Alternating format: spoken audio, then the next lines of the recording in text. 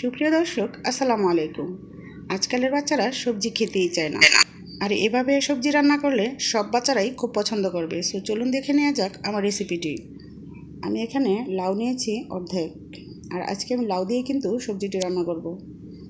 লাউগুলো এরকম পাতলা পাতলা করে কেটে নিয়েছি।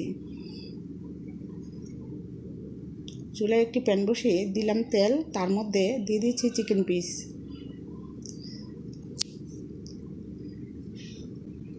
এবার চিকেনগুলোকে একটু ভেজে নিচ্ছি।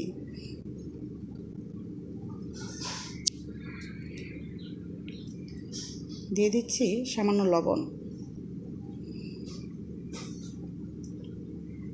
দিয়ে দিচ্ছি সামান্য আদা রসুন বাটা। এই সবজিটা রান্না করতে তেমন কোনো মশলার প্রয়োজন হয় না। দিয়ে দিয়েছি পেঁয়াজ কিউব করে কেটে।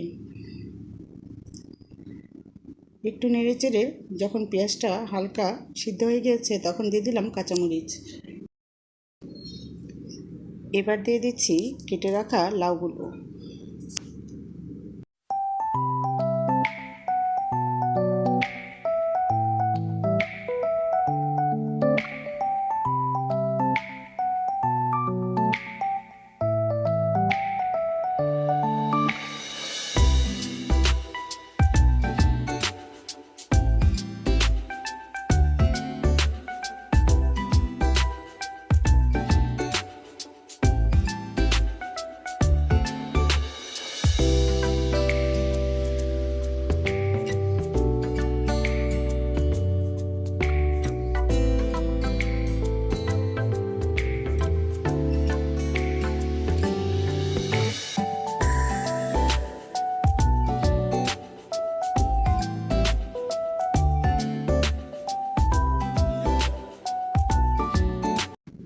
এবার দিয়ে দিচ্ছি পরিমাণ মতো পানি। আর যেহেতু লাউর মধ্যে বেশি পানি দিতে হয় না, তাই খুবই কম পানি দিলাম।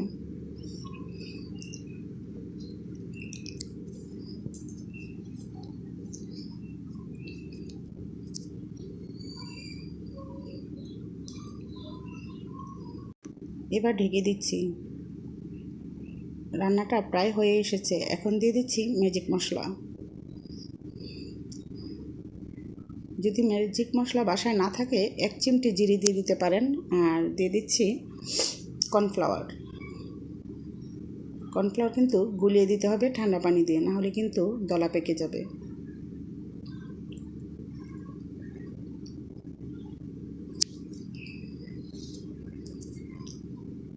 সো এবার একটু ঢেকে দিলাম। হয়ে গিয়েছে, ধনেপাতা দিয়ে উঠিয়ে নিব। আর যারা ধনেপাতা পছন্দ করেন না তাদের জন্য কিন্তু রান্না এখানে কমপ্লিট।